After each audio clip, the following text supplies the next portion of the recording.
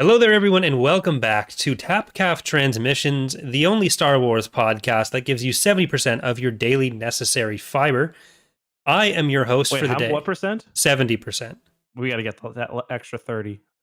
Well, it depends on how big the book is. Like this, you actually get closer to 100%, but if it's only like 200 to 300 pages, then there's only like 60% of your fiber. Dude, if you eat all of a book, you're definitely getting like 1,000% of your monthly fiber. Okay.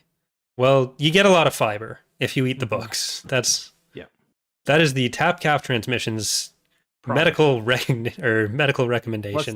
Let's not. That's too far. Please do none of that. Nobody eat the books. Did you ever see the video of I think it was Ty Domi, an NHL player, and there was a fan who squirted water at him in the penalty box, and he climbed over he climbs out of the penalty box in the stands and starts beating the guy, and the announcer goes, "Watch the lawsuit, Ty." That's kind of what I just imagined just there. All right. You're about to get us sued. Nobody sue us. We are not a medical advice podcast. Don't eat your Kindles, especially. That's none of your fiber from that. But yeah, electricity though. Joining me as always is my co-host, Mr. Justin EckhartsLadder. How are you doing, Justin? Not bad. I'm excited for Bad Batch tonight. Yeah. So I do want to. It was my fault we're recording this late. I just wasn't ready. Even though Corey managed to read the book in 2 days, I just wasn't ready. It's a long book. It's better if we let people have a chance. Like you, as the everyman on this podcast, is kind of our barometer for what's reasonable to read a book in, even though you had it for much longer than everyone else. I think I'm a fast reader, even. Like, I consider myself a fast reader, but you're just next level. Like, but yeah, I do think it's better for the viewers and the readers to have more than 2 days as well. So, well, the way I do it is I skip every other chapter. So there's some blanks you'll have to fill in for me. No, there are no blanks in this book. I think you'll get most of it. No. So we'll get to all of the Thrawn discussion, but tonight at 3 a.m. Eastern, we are going to be doing a special, technically not Tapcaf presentation, but with all of the Tapcaf hosts. We're going to be watching the Bad Batch. You can watch it along with us. It's like having friends. So we won't be actually streaming the episode. You'll have to have Disney Plus yourself. There's obviously legal reasons to do this. But if you want to listen to us talk about it as it happens, there will be that. Plus, on Thursday this week, we will be having our regularly scheduled episode talking about the Bad Batch first episode, breaking it down how we normally would here. Today... Yeah, the stream tonight's not being uploaded, or not being uploaded to podcast sites. So if you guys want to... If you're a listener and you want to see our kind of live reaction, then you're going to have to come to YouTube. Yeah, so a lot of Tapcaf stuff coming this week, a lot of important Star Wars stuff with Star Wars Day tomorrow. Before we get into our main topic of discussion tonight, which is Thrawn Greater Good, anything else you want to bring up? I think there was Heart of the Jedi was a... Yeah, so a lot of people have been emailing us about... I imagine, did people flag this for you too? Like, the people who email Tapcaf did, but I don't think I've had anyone bring it up on my channel. There's a lot of lost Star Wars books. StarWarsTimeline.net has a good list of them, but one of them is called Heart of the Jedi, which was to be set around the right after Endor, so sort of Truce of Bakura era. And it just, for whatever reason, I don't think anybody really knows the exact reason other than that the overall plan changed. The book was never released, and it was written, I think, 92 or 93, so kind of right after the Thrawn trilogy was big. However, the manuscript largely survived. Somehow the manuscript has returned. Yeah, somehow the manuscript has returned and was actually edited and put together and released for free on StarWarsTimeline.net. And now, kind of funny enough, people are actually bootlegging it on Amazon. Somebody went... Corey, can you stop flipping my webcam around, please? Yes. Making me feel... I was gonna make you face the other way, but then I didn't like it very much. Because then it's like we're looking at each other instead of both of us looking off somewhere to the right. Yeah, I gotta maybe fix my screen setup. But anyway, what was I gonna say? Oh yeah. So they're basically... Somebody actually went... This is not the first time, but someone went and made a really nice...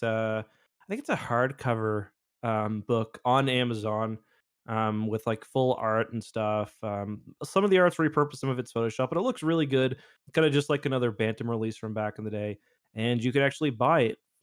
By the time you're listening to this podcast, there's a chance you can't buy it because I imagine Amazon is like hours away, perhaps, or maybe days away from removing it at Disney's request, because it is essentially a bootleg. It's being sold at cost, apparently. I heard, which is really the only ethical way to do that. So Um, we're not recommending people go and buy this, right? oh, I bought We it. we No, strong.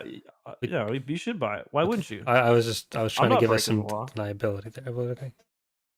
I ain't no sim for Amazon or Disney. Listen, if you want to buy it, if you want it in your bookshelf, that's basically why I want it. Like when if we do read it on Tapcaf, I'll probably read it on my Kindle, but I do kind of want it on my bookshelf. Yeah. Um, Just don't take me so off the yeah. reader list. No. Yeah. So we will probably cover that at some point. I don't know when we would, but I actually wanted, before we get into this too much, I wanted to fire up the pod bean here for a second and take a look at our episode count, because this is episode 61, right? Bad Batch is going to be episode 62. Mm-hmm. Then there's an So important you're saying we should number. do Young Stars for 69 or Lost Stars for 69. Well, we could do that. That would be fun. But I'm thinking for episode 66, we should do the Revenge of the Sith novelization, I like right? that. Yeah, I like Because that. I don't know that there's going to be anything showing up in that time. Like, we're kind of open on where we are in the books right now. We finished Callista. We've got the Bad Batch episode, which we can space however we want. Like, if we say the next novel we're going to do, like full-length novel, is Revenge of the Sith, that probably lines up pretty well with episode 66. Is this something you are willing to commit to before moving on to Crystal Star? Yes. All right. Here we go. Yep. All right, so everyone knows what we're going to be reading next. Do you want to jump into our good friend, Senior Captain Lakinda here, and our discussion? Do not ask me any names. I'm not even joking. Like, Are you saying that Lakiuviv, Lakinda, Lakfro, Lakansu, like these weren't all names that you could be introduced to at the same time? Macro because he's so sassy. Yeah. And his name is different from almost anyone else's in the book, and that's important. We never met him at the same time as meeting 30 other people with the Sam, or Saw.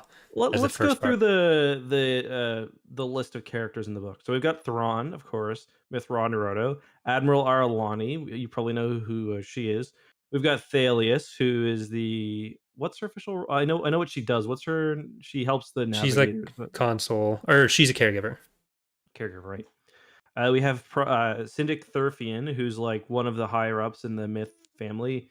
We have Mid Captain Samacro, who is the captain of the Springhawk until Thrawn comes and basically assumes command of that ship. We have General Bakif, who is a very high-ranking member. He's the Supreme General, Supreme Commander, I think. So yeah, there's Supreme General Bakif and Supreme Admiral Jafosk, and those are the only two of those.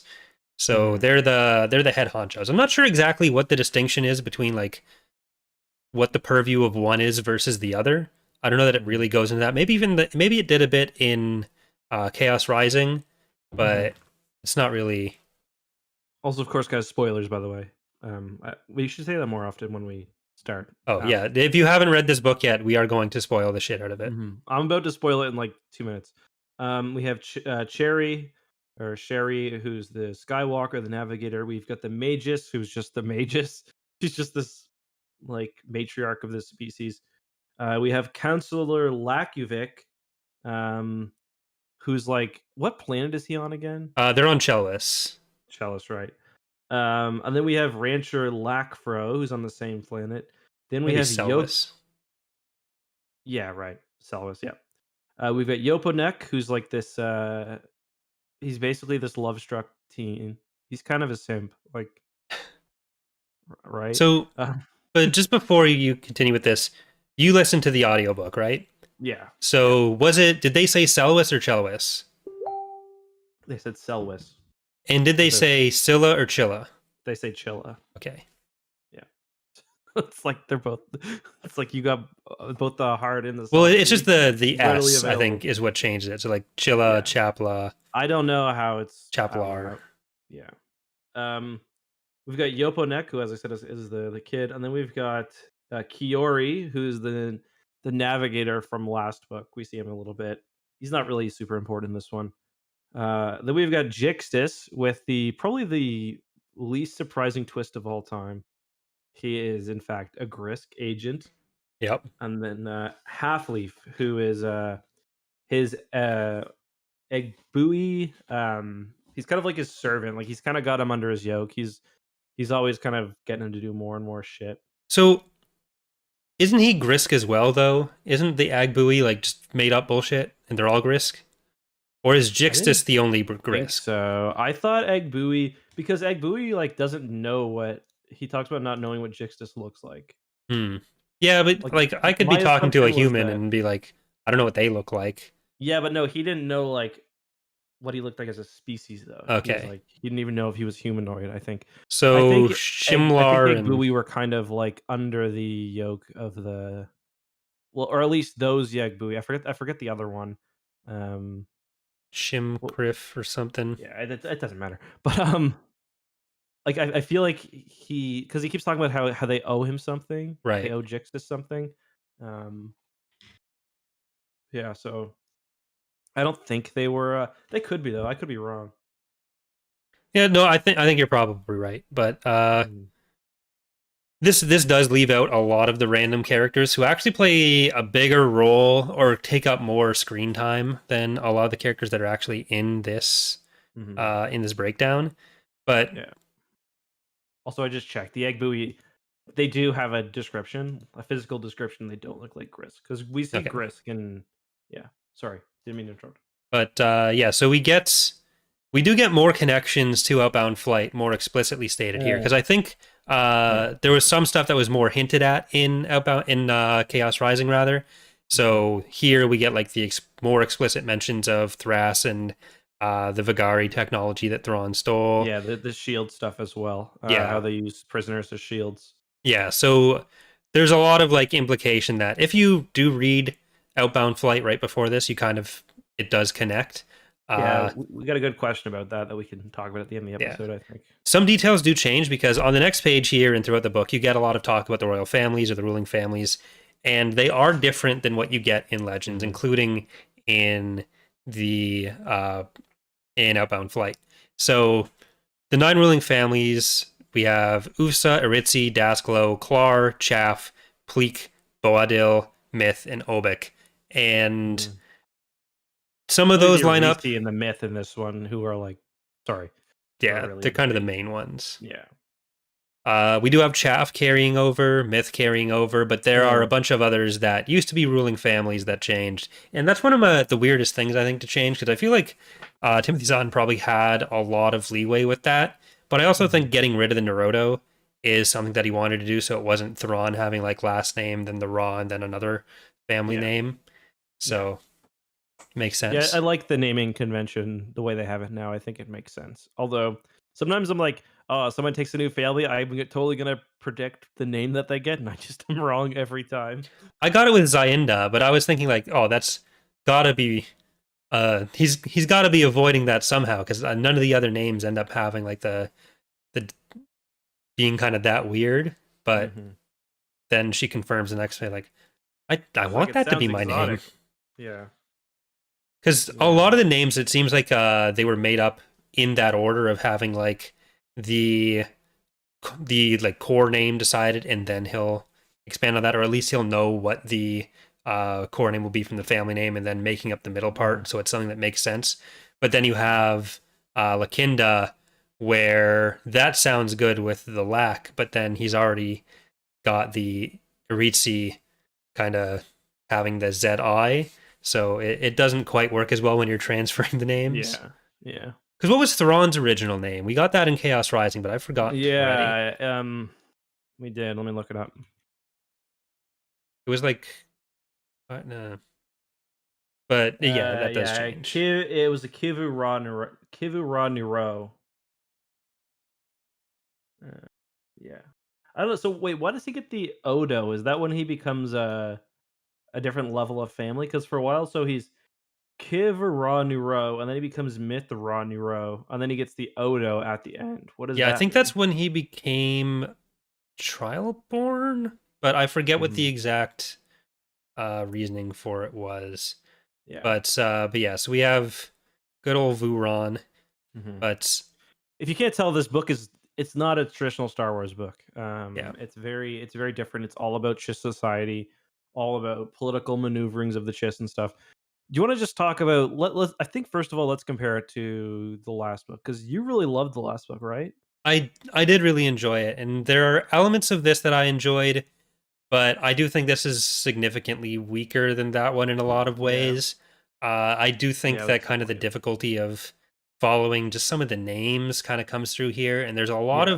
there's a lot of story threads that are going on, and I understand it's the middle book of a trilogy, so that's often Is going it to be gonna kind of be the a case. trilogy? Because I don't know how they're gonna make it. Like, I think they're gonna need 4 books. Like, I don't Eh, know.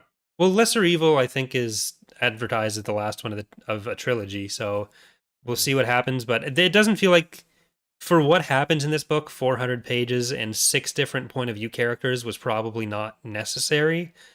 Yeah. Like there's a lot of chapters where you're with. So in both of the books, the way it's set up is you have the kind of present day chapters. There's also the memories chapters, and I think in the first book, what they were doing with that, setting up the relationship with Thrawn and Arlani, I think that That worked was out really really well. enjoyable. Yeah. Yeah, but in here, the memories chapters are Not good. Haplif of the Egg Buoy, who is this kind of Grisk agent trying to make his way into Chiss society, trying to find the cracks in it.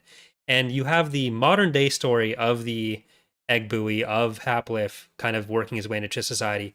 But you also get like how he got to that point through the older thing, It's through the memories confusing too because chapters. it's not immediately. Yeah, it was. Well, the problem is, it's like it is immediately before what's going on now, and it's just how he became friends with Yeah, I mean, Yaponik. it's not immediately evident. Like the Hmm. first time I heard the character, I was like, "Which one of these is the memory?" Because like I wasn't sure Right, which came because first. You know. audiobook would make that a lot more confusing, I guess. Yeah, and part of the problem too is you can't see, their plans really start to crystallize until the very end. Hmm. So it's like a lot of this book, like a lot of the chapters with the egg buoy are literally like they're trying to get these Chiss because they basically are trying to infiltrate Chiss society. That's kind of what they do. Like they Hmm. infiltrate societies and then they screw it up and they cause a civil war on one planet and they're trying to cause the Chiss to go into a big war to destabilize them. And but like it's hard to see where that's gonna come. I will say when it actually does come together, it's very satisfying, I thought, and I'm Hmm. like, "Oh, okay."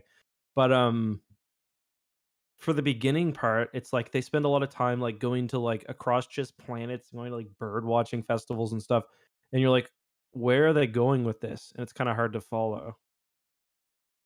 Yeah, like I do think uh if you just keep the kind of present day chapters with Haplif, and maybe even just have one memories chapter about going back to meeting Yaponik and Yomi, who's this young Chiss couple that are on their gap year after college or before college, traveling the Ascendancy, and they want to go watch some bird migration. So there's a lot of like, these two just want to go see bird migrations, and Haplif wants them to tell him about Chiss society so they can make their way into it.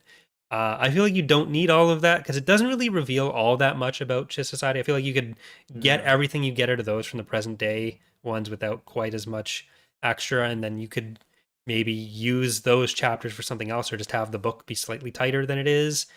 Because I do enjoy the parts that are just kind of explaining what Chiss society is. I do think that can be interesting and at least useful for me personally, Mhm. but I think the way that it's set up there, that's probably where it kind of goes over the edge from I assume for a lot of people. I think Alex Star Wars Explained kind of felt similarly, that gets a little meandering. Yeah, another problem, and this I've noticed is pretty common with the new Thrawn books. There's a lot of time spent going back and forth between places. Like, so in this case, there's really 3 ships you follow.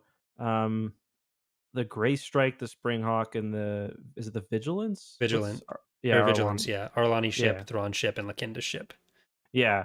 So a lot of it is the ships going somewhere, seeing something, having a small skirmish or whatever. Um, You know what I mean? It's just like, yeah, it's just like I feel like maybe these books need to be a little more tightly edited or Yeah. something. Um, There's because I got so when we decided that we were going to move the podcast to Monday, I needed to take like a couple days off from reading this because I was just yeah. yeah. So there's the basically you get chapters from the point of view or from the kind of following Arlani, Thrawn, Mhm. Lakinda, Haplif. You get the memories chapters with Haplif as well. You get The some chapters captain, with so Lakuviv. uh Get well with the captain on the unthrawn ship, yeah, but I kind of grouped that together because that's kind of the same storyline. basically Even Thrawn, yeah. yeah, so there's Haplif ones. There's the Lakuviv, Counselor Lakuviv. There's also like two chapters with Thurfian and Zistalmu, who are these two. Which were fun, I thought. Yeah, they were a bigger part of the first book, and I assume they're going to be a bigger part of the second book. They're basically members of the Myth family, which is Thrawn's family, and the Aritzi family, which is another major Chiss family that is kind of rivals of the Myth family, and they're trying Mhm, to discredit Thrawn. And mhm. so they're kind of like the internal conflict for Thrawn, whereas which was set up in the first one. In the second book is more about setting up the external conflict with the Gris coming in, but they're so sidelined in this that like when you start off with Zistalmu in particular, I forgot like who the Mhm. hell that was, and then I Yeah, remembered me with too. Thurfian. But there's so many different threads that don't really go anywhere for a while, so you're jumping back and forth in these kind of middling plots for all of them, and it Mhm. takes until after page 300 out of 400 before anything starts to really come together. But Yeah. One another problem I had is we had a lot of different aliens thrown at us. Because like we've got Jixtis, we've got what's his name? Yiv the Benevolent from last time. mhm, And you just don't really know like exactly how it's can be confusing and a bit overwhelming, like how they're all interacting and stuff. yeah. Um and then the Yagbui as well. Uh Until the final battle, pretty much all of the kind of military action is just looking for and trying to clean up the Nicardin from the last book. So yeah. we do get a couple battle scenes with like helping the potatoes, which were the one of the allies species now for Thrawn, uh, who are still kind of like under the thumb of some leftover warlord remnants of Yiv the Benevolence and the Cardoon forces. So Mhm. Arlani's kind of looking for the last remnants of them. She doesn't really do anything in this book. Then they find Yeah. like the Kind of a Magus, shame. who are uh, her species got kicked off their planet Sunrise, which uh, the specifics of what's going on there don't get really resolved in this book either. She just Seems kind like of there was chills on the Thrawn's Yagbui book. engineered some sort of Yeah, war. but the book kind of ends before there's any kind of before like you get towards the end of that plot, but once the battle's done, and we don't really see like I feel like you could have taken that one step further in this and maybe found out Mhm, what's going on at least from their side in it. mhm, Because I feel like that was left a little bit unresolved. mhm. No, yeah, I agree. Yeah, it's like one thing that I was also expecting is given that this is the second book in a trilogy, I did think the Chiss were going to go into some form of civil war or at least take some loss. And they don't. Thrawn kind of comes in and saves everything at the last moment. I was a bit surprised by that. Yeah. Uh, it was one of the weird things with the book where like there was a lot of the battles were kind of set up as like, oh, this is actually a fake battle being put on as a show, and then the last battle is them kind of turning that around and doing that to the other Chiss. But so many of the battles seem to be that where it's Mm. everyone being like one step too clever in that way. Yeah. Uh, and we actually get a comment from Lakinda that I thought was kind of weird about how I'll see if I have my note on it here, but we have her talking about like how Arlani and Thrawn are so good. Uh, and it's something about how uh, it's kind of I don't know if you've seen Princess Bride Hmm. with Vizini, the poison is like, well, I know you know, uh, Yeah. like who Yeah, are you gonna it's put just it? it's more alluding to like yeah, it's like too much meta stuff happening like in the book where it's like or not really Well, meta, I guess. There's just too much tell than not show, you know? Like I want to figure this stuff out as a reader as well, not just like see the characters figure it out. well, even then, it's just the way that Lakinda is talking about it is like this is why Thrawn and Aralani are so good. Where it's like no, they're just thinking like literally one step beyond the obvious. And Hmm. to Lakinda, this is so impenetrable that someone would be acting on information, knowing that the enemy has the information that they're kind of subverting. Hmm. And it's like, no, shouldn't this be kind of basic for you? Is this why you're so bad at everything? Yeah, Thrawn's actually not that good. It's just like the rest of the Chiss are just kind of dumb. Well, there's also the thing where, uh, like in Legends, especially earlier on, or in NJO, like the way Zahn initially sets them up and the way they kind of get developed, where it's like, oh, they're super serious. They take everything very seriously in their families, Hmm. family and honor, everything. But in this book, like they're basically exactly like humans. There's a lot of them that are cracking jokes and everywhere, but uh, Yeah, at some point, someone says the like, farmer is basically just a human farmer. yeah. And someone's like, never in all those missions had he met a single blueskin with even a shred of humor. So is it just that they don't present themselves that way to outsiders now? It could be. It Or could be. Yeah. are they just kind of like playing off of this old perception of the Chiss that hasn't really survived the move? Yeah, I don't know. I mean, the Chiss definitely are very secretive to like outsiders because we see with like the whole Chilla thing, but I don't know. It's a good question. I mean, in this, in the new canon too, the Chiss are the unknown regions arguably is even more kind of distinct and different than the rest of space because like there's Hmm. very little interaction, with lesser space as they call it. Um, Right. yeah. And we do get kind of some hints to the fact that like the Chiss had been involved with the stuff in like the Tor Mm, era. So yeah. some of that even gets pulled into the new canon here, and that's kind of in a weird spot where it Yeah. could kind of go either way. Hmm. Maybe the High Republic will resolve some of that a little bit more, and we'll see just how far inside or outside the lines that ends up. But Yeah. It talks about like the Chiss taking part in some huge war and like maybe taking a hyperdrive. That's kind of like one of the theories, that they took a hyperdrive back mhm. because the Chiss don't have droids. That just don't really use hyperdrive computer. I mean, they do somewhat, but not like advanced hyperdrive computers like they do in the rest of the galaxy. Yeah, Um, nav comps just seem like massive mhm. improvements to them. Yeah, yeah. I did notice too. There was a reference to the attendants, um, which were like the ones that Snoke has on the Hmm. Supremacy. Those like those purple guards. Oh, that was kind of cool. I don't think they might have been mentioned in the last book. Now that I think about it, though. We are getting questions from chat that normally we don't do this till the end of the end of the show, but it has been brought up. Is sardonically overused in most of the book. There's actually No. zero instances of Yeah. the word sardonic in the book. So Yeah. another Soothe. aspect of Legends just fucking thrown out, Well, the stomping classic on it. Timothy's on Soothed is in this one a lot. Hmm. I didn't see any Warbled either, which is no Well, there's droids in no it. It's just droids, them. just Yeah. don't have droids. So Yeah. it's amazing to me that they've never once thought of the idea of like of droids, of anything droid like. Just what if this could move on its own? Yeah. Just are dumb. So I'll name this podcast episode. What was my note here? Oh, so there was something kind of interesting that was set up with the house fleet. So like we got the exposition Mm, earlier on where we know there's the Chiss expansionary defense fleet. We know the ruling families all have their own kind of like private fleets.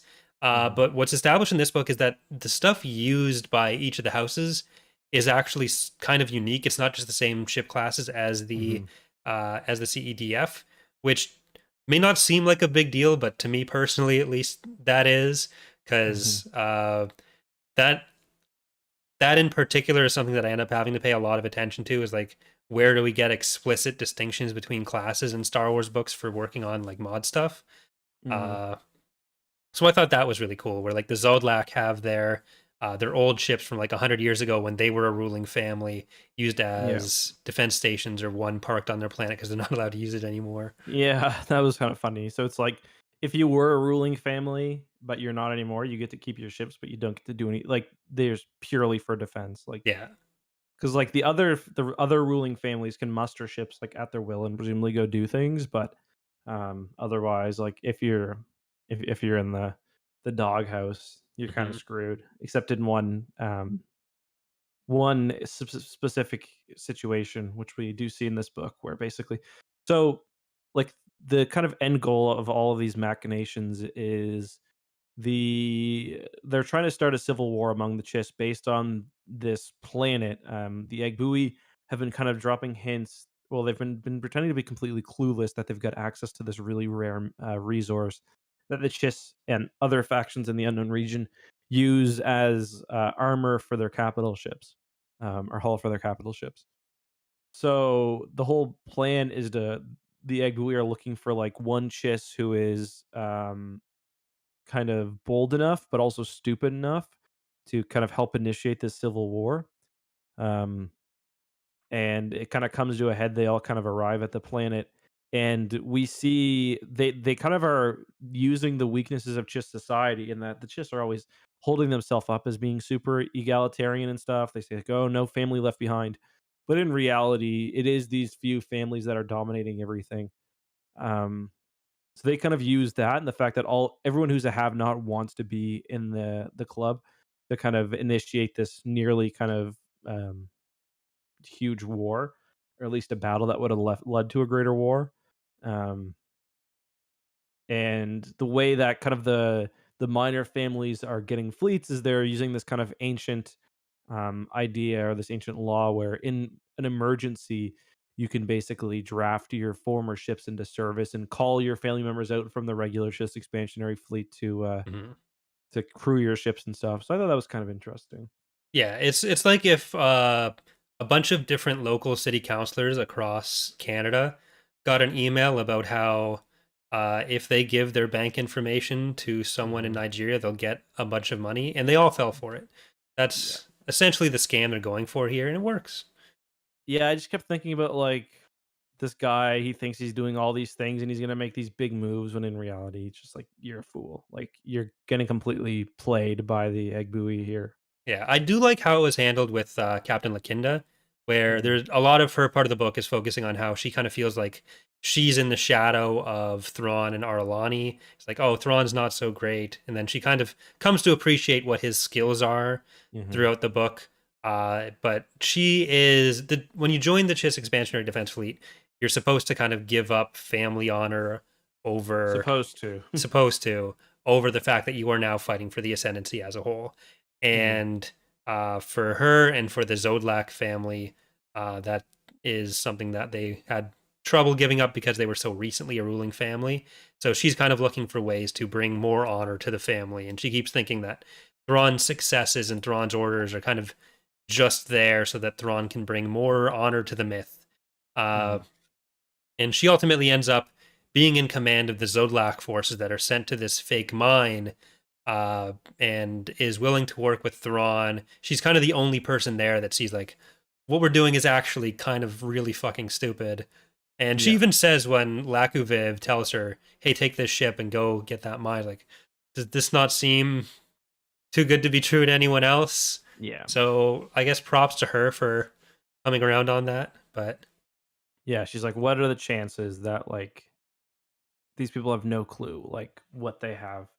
I mean, to be fair, the counselor on the planet realizes as well, and she gets locked up for that. yeah, Yeah. if they just listened to her, then they would have saved themselves so much trouble. Hmm. But we But I do, mean, that's why they specifically went after somebody who they could manipulate and who had aspirations, but not the intelligence to back it up. Really. yeah, like Lackfro catches on. What was her name? Lacunian? Can't remember. Lacuine? I don't know. Don't ask me names. Uh, Not But yeah, ringing. so the on the myth side of the family politics, we do get just those 2 or 3 chapters with Thurfian, and we find out that the patriarch of the Myth family has died, and now Thurfian kind of jumps 3 ranks and just goes Yeah. straight into being the head of the Myth family, which I thought was like that was a big jump for you. You Yeah, because he starts off the book just recently being what's the one above Syndic? Syndic Prime. Yeah, so he becomes a Syndic Prime, and above that is Speaker, and then above that is the Patriarch. Is that what they call it? Patriarch? Well, it seems like there's two kind of There is a uh ranking in the book, I noticed. yeah, but I think that's kind of two parallel ranks where Speaker I think is a member of the like legislative assembly of like all the representatives from the Chiss families and worlds, whereas there's the other rank that he Right. was potentially being offered, which is like the local governors. Yeah, you're right. Uh and he Speaker, bypasses head of the either of family those. delegation. You're right. So the Speaker probably has more of a role in like overall Chiss society, where the Patriarch is like the family. They're managing the family itself. Yeah. Yeah. And uh the one whose goal he thought he was, or whose job he was thinking he'd try to get, the speaker, Mhm. uh she says, well, none of us wanted to give up our power because we don't think that you'd be able to do our job properly right now. Mhm. If one of us, who were the likely choices to go to the next level, did that. So instead, Mhm. we're just putting you up there. Yeah. Yeah, that's true. Hmm. So at the same time, it was both a vote of confidence and a complete vote of non confidence in his. Mhm. Yeah, I mean, he's an interesting character. He kind of had a lot more to do with like Thalius in the last book, but Yeah. Well, we're still I kind gotta of say, building towards a conflict between some, or not conflict, but some sort of reckoning between Samacro and Thalius. you don't think it was solved at the end because he kind of came to the conclusion that she's probably not a spy. He decides she's probably not a spy, but it does seem like there's going to be some sort of uh, some further discussion between the two of them on what's going on there. Because like Mhm. Thalius's role is more, or like the way she got there was more political, and now with the patriarch gone and with Thurfian being the new patriarch, her position is going to be slightly different. Or like the reason she was sent there, which is to look after Thrawn, is going to kind of change. So whatever sway he had is not going to be helping her. So Samacro and Thrawn probably have to find out like why she's there, what she's doing, beyond just being a caregiver and her relationship with Sherry. Mhm. Although she did kind of make her way out from under Thalius's influence at the end of the last book when she became merit adopted, or yeah, I think that was the rank she got. Yeah. But yeah. Uh, so there's also the offer that Lakinda got when she was done with stopping the upfront civil war to join the Hmm. Zastama, which we kind of talked about, or the Hmm. Ritzi. Uh, Yeah. so that'll probably be more political conflict between the Myth and Ritzi. We'll probably get more into that. Uh, Yeah, and the interesting thing about that is Arlani's Aritzi, right? I think Or she she was, was, but she has to, because her name was Ziara initially, I right? But think. she had to, um, what's it called? Renounce it when she becomes a Yeah. flag admiral or whatever. I don't remember at what point she has to. I think when she becomes admiral, maybe. Because I remember there's a scene in the book where it's like, yeah, you don't get to be in your family anymore. Yeah, it's either Commodore or or when she became admiral. Because it's at Hmm. least a step above senior captain, which is what Thrawn is. Thrawn is, yeah. Still, wasn't he? Was he Commodore for a while in the last book? I can't Thrawn? remember. Or no, Arlani was Commodore, I think, Yeah, for a while. Yeah. yeah. I just can't remember if it was Commodore Ziara or if it was Commodore Aralani. But I think it was Commodore Ziara. So maybe it was when she got the flag rank. Hmm. Interesting. Yeah, I don't really remember. There's not a lot of Thrawn in this book, really. Oh. No, because yeah, the story is kind of split in 6 ways, 6 completely different ways too, where it's like we've got a couple bad guy perspectives and like 3 different good guy or 4 different good guy Hmm. perspectives. So I would have liked to see more of Thalius, more of the Skywalker, and more of Thrawn because I thought they had a fun kind of thing going. Yeah. Um, yeah, I don't know. I hope next book. Like, what's your hope for next book? I guess is one thing I'm wondering. I do hope we get more of the characters together that we kind of got in the first book, because like there's the dynamic between Thrawn and Arlani that can be fun. There's the dynamic between Thrawn, Thalius, Sherry, and even Samacro I started liking more throughout this book. Like I think Samacro is kind of the character in this book that I most had an improved opinion of. Yeah, he was Uh interesting. yeah, because like a lot of the other characters, they kind of just go through and are setting up for what ends up happening. It's just Lakinda who has like a major developing storyline. Mhm. Um, so there's a lot to be resolved, and a lot that I hope doesn't get left hanging. But there's a lot of lines to kind of come together there. But yeah, Yeah. I do hope we get more of those characters together. So far, there's been a lot of like moments where either somebody has to choose Thrawn or choose their family over service, and so far they've always chose service, or they've got to choose Thrawn and his crazy tactics over whatever other option. So far they've always chose the right thing. But I'd say in next book we're going to see somebody, whether it's a macro or somebody else, kind of go the Mhm. other way. And presumably we're going to see Thrawn expelled for whatever he does to resolve the situation But isn't he next not time. actually Well, yeah, expelled though? he's Because kind of got it the fake, the way that he was expelled from the Empire is kind of getting shifted to how he leaves the Chiss in New Canon. right, where it's like he still seems to be working directly with them. Yeah, because like At least. he sends uh New Cardass to Aralani directly in Right, I her forgot about giant that. thick ship that's an upside down Markross. Isn't that the Vigilance? Is that Or is Vigilance? or is it the, I think it's a different ship. what's Thrawn having this one again? Is it Thrawn has Strike Springhawk, Stringhawk? which is a Chiss heavy cruiser, and then Isn't isn't there a Vigilance is a Strike Fast or something? Oh, it is the Springhawk. That's the Dick Cruiser, I no. think? It's I think it's No, Strike maybe not. Fast is like the that's Park's formerly VSD, now Venator, Right. It's the and then Steadfast. Steadfast is Arlani's. Yeah, it's the Chiss warship. Which what does she have in this? What class is the Vigilance now? I can't. It's not It's a a. Night Dragon Man of War, That's which we right. never get. We So never. presumably the Steadfast is a bit of a downgrade. It seems. Well, that's the thing. It's so hard to tell with this book where they have these rough classifications, but there's never any scale indication we really get other than gunboats being like kind of Yeah, fighter sized. Yeah. fighter size.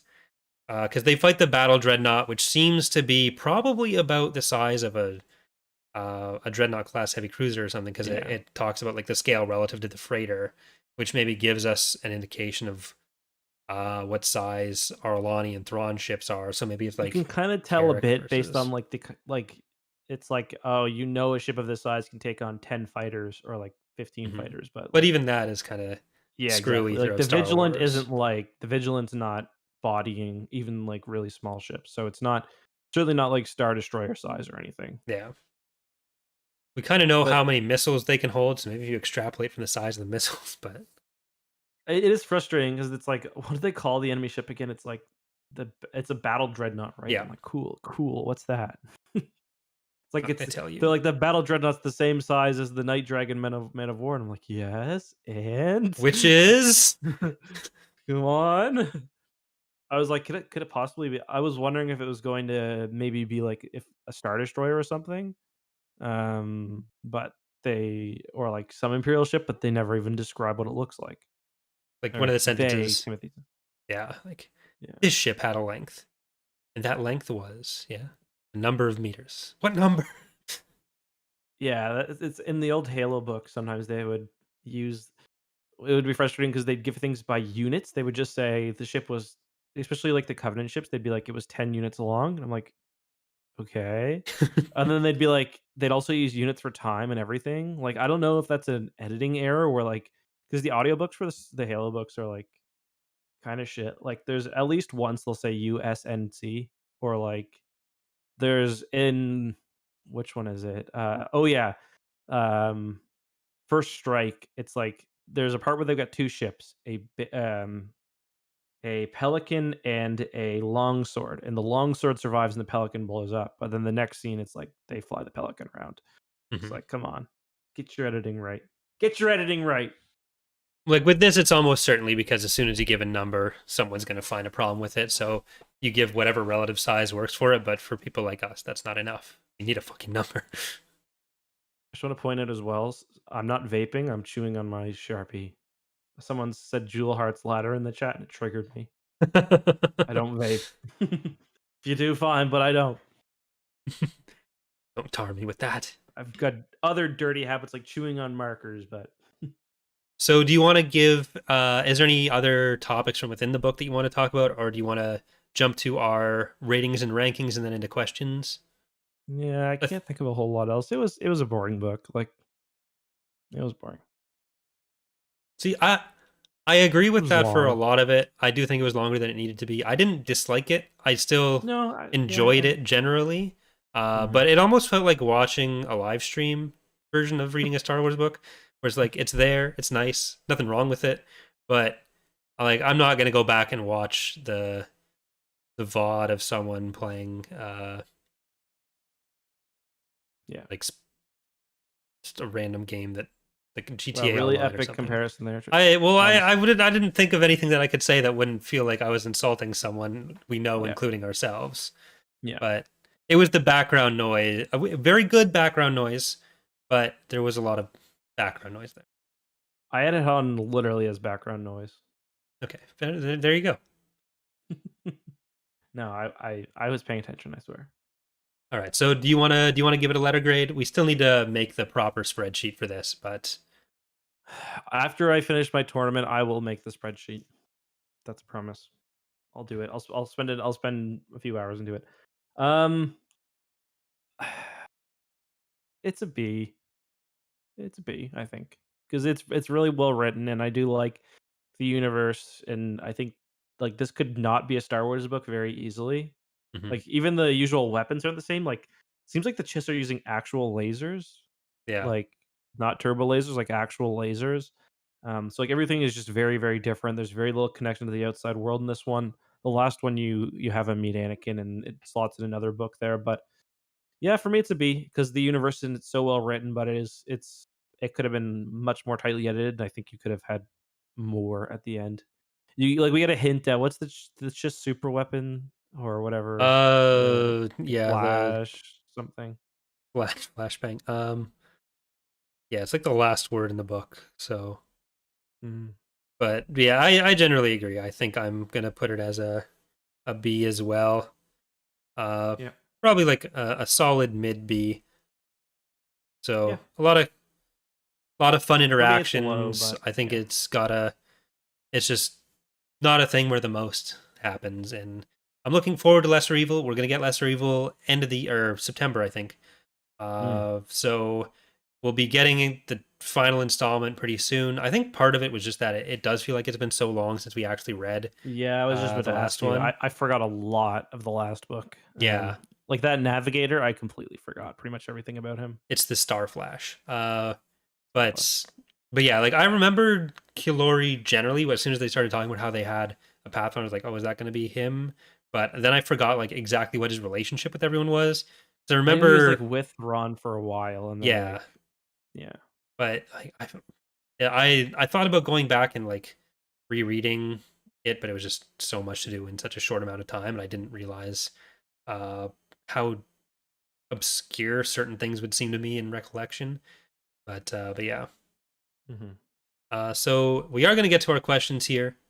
There was one that was part of a donation from Seer Smash channel. Uh, that's about basically how it fits into both canon and legends, how some of these tie certain things together. Particularly asking, I've only read Thrawn from 2017 and loved how it was basically both canon and legends. Are the other four novels by Zahn similar in that regard? And that ties into another question. Um, Both from Panos and from Stephen, kind of asking a similar thing about how this book may fit into both, or how some of Zahn's ideas might fit into both. And particularly from Stephen asking uh, or saying it's like Zahn's created his own cinematic universe that can exist separate from Legends or canon. Curious to hear your thoughts on that. So, what are your thoughts generally or specifically on that point? Um, some of them, like these ones, are definitely more where they can fit in canon and legends. I think the first Thrawn book was pretty much a retelling of a lot of like what happened in Legends. In that, what was the short story? Missed encounter with Mist the Encounters. Yeah, getting his, like a lot of that was basically retold in the first Thrawn book. But I found the later two of that trilogy kind of diverged a bit from Legends and kind of stuck more strictly in canon. Um, Especially like with Thrawn being, well, I guess you could fit some of the parts in it. Like Thrawn, there's no reason Thrawn couldn't have met Anakin and whatnot. But but these, yeah, Anakin. these could have fit into Legends just fine. I do think Timothy Zahn is doing his own thing, and I do feel like a lot of the Thrawn storytelling is just going to be ignored when it comes to the Thrawn shows or Thrawn's presence in whatever show. Yeah, there'll probably be some stuff that has to get reconciled there, but I also think they're gonna be more inclined to give Zan a bit more leeway to kind of do his own thing as such an established author. Um, the way I generally see it is like I wouldn't try to necessarily fit the stories directly into legends that are being told in canon, but the mindset that Zan is in, the general idea of what he's trying to tell is probably similar to the direction he would have taken it in when when doing legend stories. So I think it's reasonable to kind of look at how Chiss society works, look at some of the broad strokes of what's going on, and say like, oh, this is probably what was going on in the background. This is how Zan was kind of seeing what his characters were and kind of reinterpreting or looking at legends in that lens, rather than necessarily saying on like this day of 19 BBY, Thrawn went to this place and dealt with this person. Yeah, yeah. So as far as that They, goes, they kind of. That's why I was a little bit surprised they actually gave us kind of that date point in the last book where it intersects with Thrawn allegiances or alliances, whichever one. mm-hmm. Alliances, I don't think. Anyway, but but yeah, he is. I think you're right. Kind of just telling the story and not worrying so much about like the small details, which is kind of nice, I guess. Yeah. Um, it is nice that they gave him also a little area to play in, but I do kind of wonder how much he can actually do, which I think is partially why he's focusing so inwards on like just politics and stuff. Mm-hmm.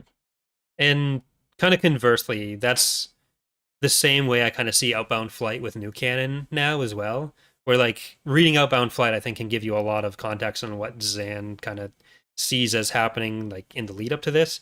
Even if it got, I don't think it's very likely that they'll just like republish an edited version of Outbound Flight to canonify it. But you can kind of see that these are the events that have happened in the background. So if you're trying to think of what your own headcanon is for how the Outer Rim or how the Unknown Regions work, some of the galactic events, then you can kind of look at it that way and get a broader understanding of this book from going to that one.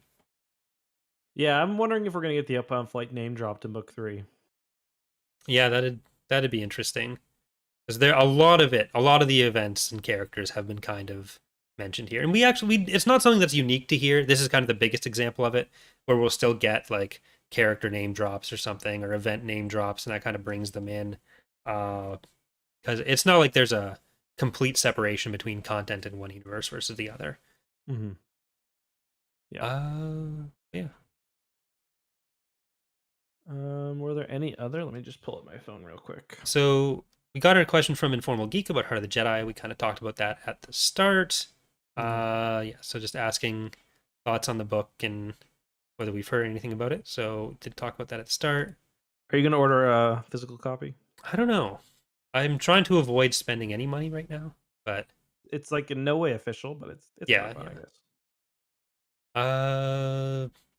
Christopher Williams is asking, I became aware of the podcast about a month ago, and since then I've been binging nonstop. You are pretty entertaining with great comedy and plenty of knowledge and love of Legends. Your episodes have helped me reread my Legends library. I also found out about Corey through the podcast, so thanks, Eck, for introducing me to another great Star Wars YouTuber. My question for the podcast is, if you had the ability to create a Star Wars Legends book with total creative freedom, what would you write and why?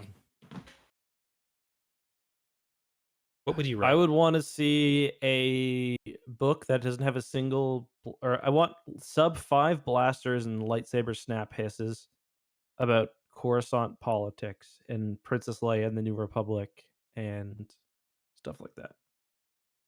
Yeah. I think that'd be really cool. I would write book 1 of Sword of the Jedi just so I could see what direction that was going in. I'm such a shit creative person. As far as storytelling goes, I can't even begin to think of what I would want to write about.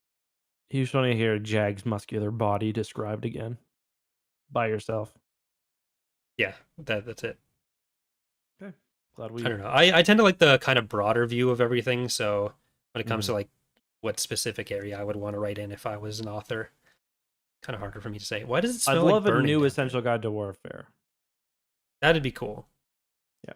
I'd be Got on board for gotta come that. at some point. Yeah. I just realized that one of the authors of the Essential Guide to Warfare is under a pseudonym. Which one? Paul U something. Urquhart? Yeah, he follows me on Twitter as well, which I thought was kind of cool. Huh. But yeah, it's a That is pseudonym. I cool. wonder who it is. Is it you? It's not me. Oh, God damn.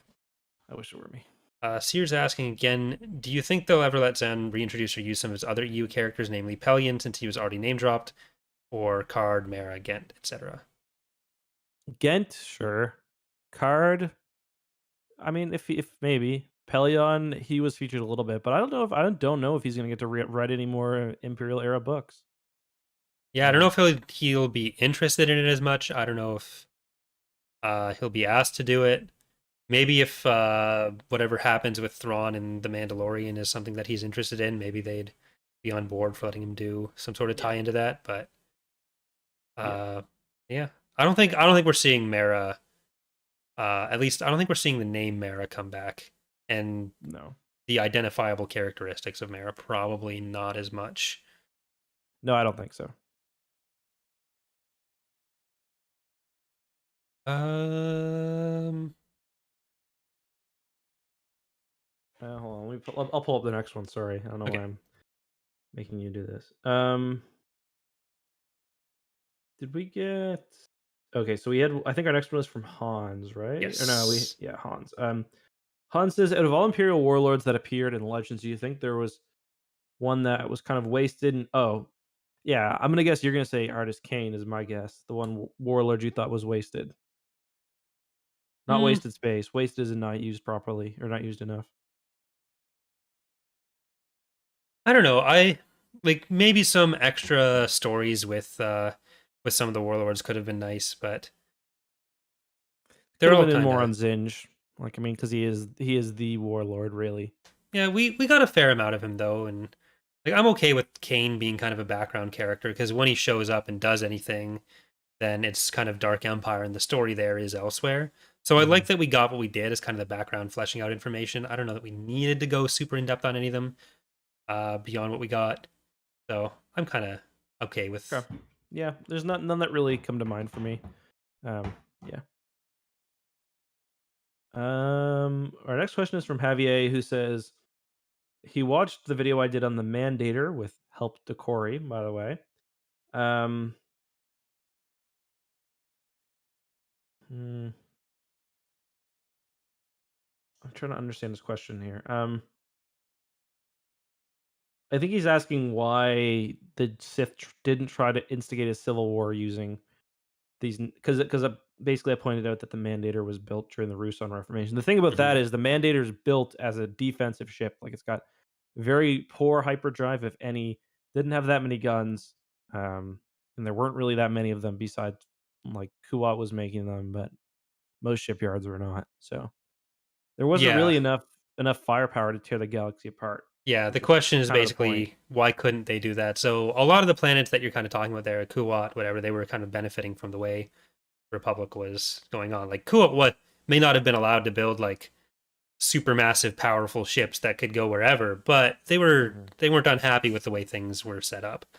So they had no real impetus to secede. But kind of that is kind If of what anything, they were probably happens. happy because they were selling to systems rather than Yeah. some government contract where it's like they don't have much negotiating power. Yeah, and Like that's kind everybody needs of, one. So yeah. They were allowed to handle their own stuff. There were limits on what they were able to do, but Kuat was still kind of the uh, kind of big fish in a small pond. And we do kind of see what you're talking about with planets getting upset on about the restrictions or the fact that that power is taken away from them with the Second Galactic Civil War, where Corellia, Bothawui, they kind of want to build their own more powerful fleets, and they're told, "Hey, no, we're going to stick with our centralized navy." So that's where the conflict comes in. and we're gonna tax you. Yeah, Yeah. and by the time the Clone War, like Kuat wasn't competing with a centralized navy. They weren't being told what to do by a centralized navy until the Empire. At that point, they were still kind of they got to do whatever they wanted largely. So that's generally why they wouldn't have been too rebellious at that point. Mm-hmm. Yeah, I agree. The final questions from Panos, I think we already kind of covered that. It's Yeah. just about the clones. Is there anything you wanna end with? No, I think we kind of got the major points there. We will. Mhm. So actually, we should maybe jump back to what we were talking about at the start with episode 66. We Oh yeah. Okay. have. So this is episode. What did I say? 62. 61, I think, or 62. This is important to get exactly right. This is crucial. Okay. So this is episode 61. Episode 62 will be Bad Batch. That leaves 3 episodes between now and when we do uh Revenge of the Sith, right? Right. Okay, so So, Crystal Star, what can be next? well, do we want to do Labyrinth of Evil before we get to Revenge of the Sith? Or do we want to We probably should, I guess. And then we're gonna need to do Dark Lord afterwards, right? Well, as long as we do it in the order, I don't think we need to do it immediately, but it probably would Right, make because it is sense. Labyrinth of Evils first, then Then Revenge of Revenge the of the Sith, then Sith and Dark Dark Lord. Lord. Yeah, so we should definitely do Labyrinth of Evil. Plus, it's pretty good. I haven't read it for a while. Yeah. So if we say 452 pages. Nah, I'm out, dog. I'm out. I'm sure there's an abridged audiobook. Well, I That can't relate almost to certainly that. has one. I'm gonna check right now. Oh It's- man, one thing that's really funny about this audiobook is they give like it's the accents that they give people like Aralani has like a stereotypical German accent where she's like I'm not even gonna try. She sounds like, you ever see like Austin Powers? Um yeah, I know and who you're then talking about. yeah, like the sound of the clowns, like that lady. Yeah. Yeah, so she's got that accent. Um I'm just looking at now. Thurfian's got like a gruff kind of like American accent. Some macro, a lot of the Chiss have like southern accents, like kind of drawly. Like it's very, it's kind of weird. Yeah, Jix just had a cool voice, Oh, mysterious. wow. The funny thing about audiobooks is when there are certain times where um you're not supposed to, as a reader, know who a character is, but like the voice actor will have like an established voice for them. So like there's one example I think is um maybe what's it called? Why am I forgetting the name of that book? Tatooine Ghost, Hmm. where you're not supposed to know it's Han Solo, I think, or right away, but it's like he's using his Han Solo voice. Yeah. Also, one of the bridge crew sounds exact because it's the same guy who does like a lot of the Star Wars Legends book. One of the bridge crew sounds exactly like his Han Solo from Legends. I'm like, oh my god, like that's Han Solo on the gunnery station. Worked for Thrawn. Yeah.